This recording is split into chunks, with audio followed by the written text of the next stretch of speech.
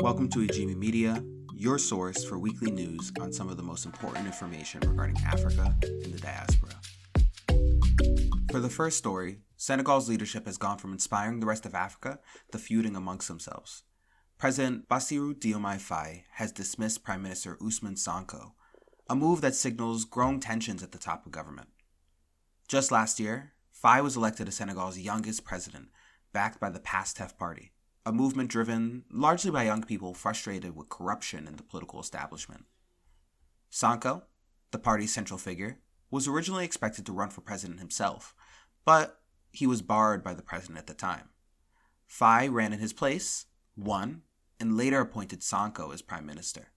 At first, they were close allies, often described as political brothers.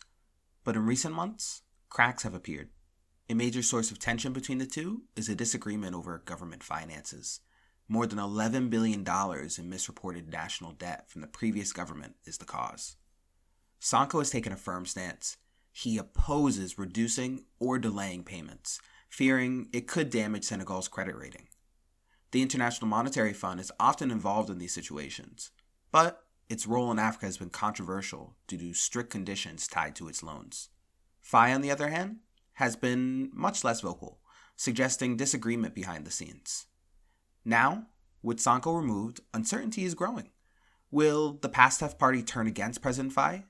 Without their support, reaching any agreement with the IMF could be difficult. Or will Sonko's influence fade now that he's out of office?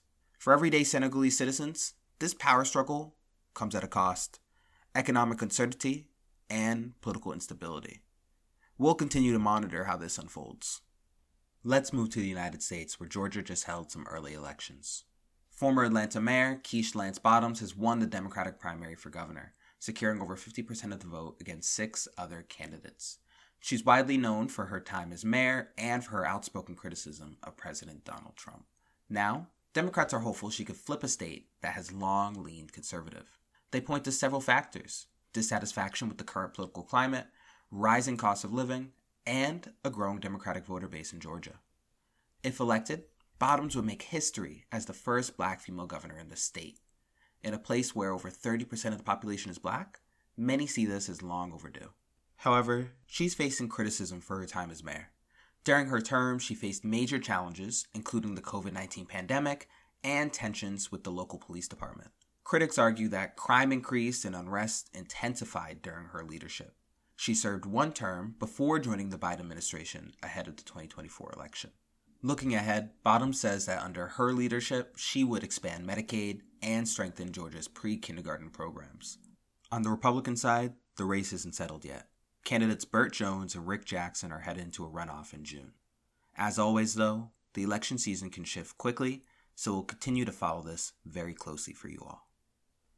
For the final story, Ebola's returned. For those unfamiliar, Ebola is a highly contagious disease that can cause severe internal and external bleeding. The first suspected case appeared in late April, but the World Health Organization, or WHO, believes the outbreak may have started weeks or even months earlier.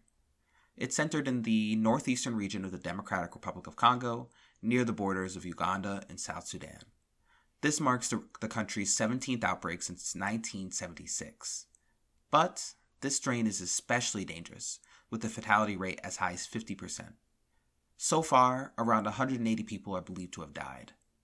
As the outbreak spreads, efforts to contain it are underway. Oxford University is developing a new vaccine using technology similar to COVID-19 vaccines. However, it hasn't entered clinical trials yet, which are expected to begin in 2 to 3 months. Another vaccine is also in development, though it may take 6 to 9 months before testing begins. Ebola is not new to the continent, but the context is changing. In the past, African countries relied heavily on international support. Today, that support is shrinking. Funding from the US and Europe has dropped significantly since 2021, and in some cases, aid now comes with conditions, including access to natural resources. At the same time, many African nations are struggling financially. Around 40% spend more on debt payments than on healthcare. With limited local vaccine production and underfunded health systems, responding to outbreaks like this become much harder. This has reignited a larger conversation. Should Africa become more self-sufficient in healthcare? But with over $1.2 trillion in debt across the continent, the question remains, where will this money come from? We'll keep you updated as this story develops. That's all for this week. Tune in next time as we bring you more updates from across Africa and the diaspora. If there's a story you want us to cover, let us know in the comments. Our goal here is simple. Let's make information about our communities accessible to everyone from the perspective of the people we report on. So please support, don't forget to like and subscribe, and we'll see you next week.